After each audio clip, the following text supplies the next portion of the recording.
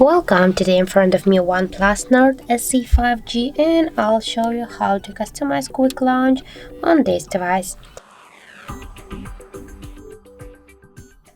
So first you should go to the settings and scroll down to the buttons and gestures section.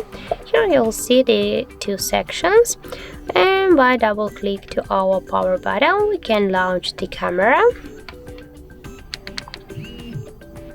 As can you see, we just activated our camera application, and now we can just switch that, and by press and hold our power button we can launch the Google Assistant.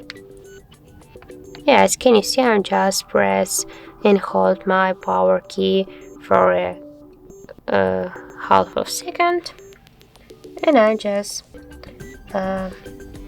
open the voice assistant, and also we can just here tap to the switch our voice assistant to the power menu, and now just by press and hold the power button we can again open our power menu.